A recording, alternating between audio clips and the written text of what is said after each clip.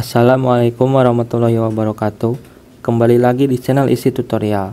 Di video kali ini saya akan berbagi mengenai extension atau plugin apa saja yang saya install ke dalam Visual Studio Code saya. Dan extension ini adalah extension yang membantu saya ketika saya membuat sebuah website. Langsung saja kita buka VS Code-nya. Untuk menginstal sebuah extension, kalian bisa mengarahkan ke sebelah kiri ke sidebar ini. Lalu klik yang ini, yang extension. Atau kalian juga bisa memakai shortcut Ctrl Shift X. Nah, di sini kalian bisa mencari dan mendownload sebuah extension. Pastikan kalian sudah terkonek ke WiFi terlebih dahulu. Langsung saja, extension yang pertama yang akan kita install ini sangat bermanfaat kalau misalkan kalian sebelumnya pengguna Sublime Text. Ya, kalian sudah hafal misalkan shortcut-shortcutnya. Ketika berpindah ke VS Code, kalian masih pengen menggunakan shortcut punya Sublime Text. Nah, extensionnya bernama Sublime Text Key Map. Nah, kita pilih yang paling atas, kita install. Nah, sekarang sudah terinstall. Maka kalian bisa menggunakan extensionnya. Yang paling simple, kalau misalkan kalian ingin memunculkan dan menghilangkan sidebar itu di Sublime Text kan menggunakan Ctrl plus K plus B. Nah, sekarang kita bisa menggunakan itu. Kita coba Ctrl K B. Nah, sidebar hilang. Sebelumnya di VS Code tidak bisa melakukan itu. Nah, ini juga berlaku bagi shortcut-shortcut Sublime Text lainnya. Extension yang kedua, extension ini juga mengadopsi dari Sublime Text. Kalau kita membuat sebuah halaman website di Sublime Text, untuk menampilkannya di browser kan kita cukup klik kanan lalu open in browser. Nah, kebetulan di VS Code itu gak ada fitur ini. Makanya kita harus menginstal extension yang bernama open in browser. Kita install dulu. Open in browser. Nah, yang ini. Kita lihat dulu, ini belum terinstall. Kita coba. Nah, di sini gak ada bacaan yang bisa open in browser. Kita install.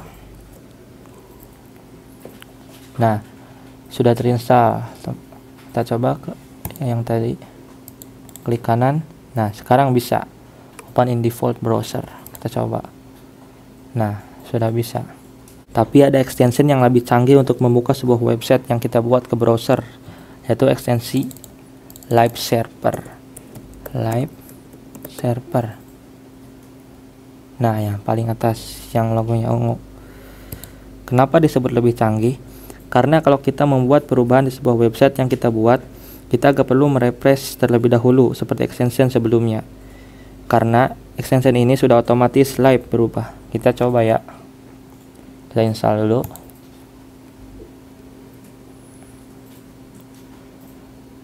Kita tunggu saat. Nah, ini sudah terinstall. Kita coba open in browser dulu. Open in live server. Nah, misalkan saya ingin mengganti nama Ivan Nurmufidin ini.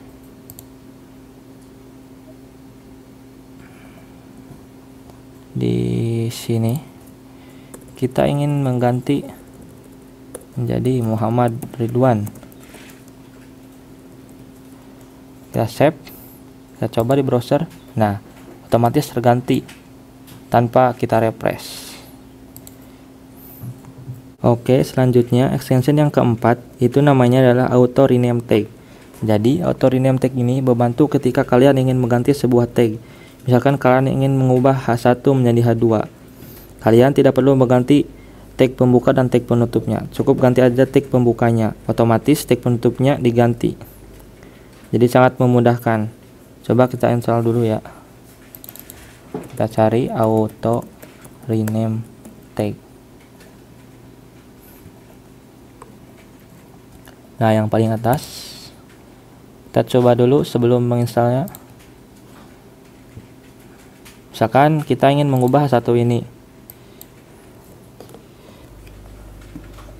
kalian mengubah satu ini, jadi H2. Nah, ini ribet kan, harus satu-satu. Sebetulnya kalian bisa menggunakan CTRL plus D. CTRL plus D. Otomatis tag pembuka dan penutupnya terseleksi semua. Tapi cara ini lebih mudah. Kita coba install.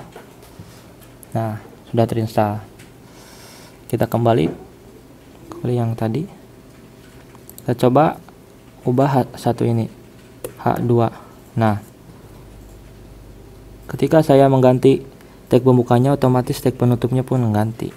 Kita coba H3. Nah, berganti otomatis. Cara ini sangat mudah. Extension berikutnya, extension kelima ini namanya Indent Rainbow.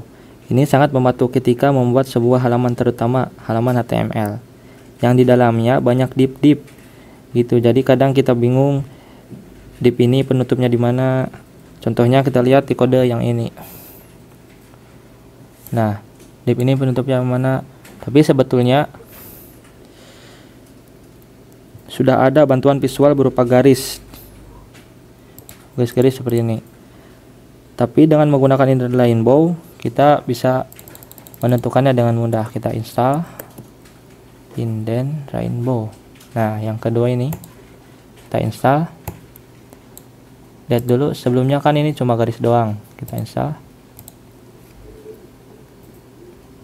Nah, sudah terinstall. Coba. Nah, sekarang ada warna-warna di setiap tag-tagnya. Nah, kita jadi tahu div ini penutupnya di sini. Jadi kita agak pusing lagi kayak tadi. Ya, jadi mungkin itu extension yang sudah saya coba di Visual Studio Code saya. Dan saya rasa ini membantu ketika kita membuat sebuah website. Kalau kalian punya extension lain yang sering kalian pakai, sharing aja ke teman-teman yang lain. Silahkan tulis aja di kolom komentar extension apa yang sering kalian pakai di Visual Studio Code kalian. Dan sebelum saya akhiri, jangan lupa like, comment, dan subscribe. Wassalamualaikum warahmatullahi wabarakatuh.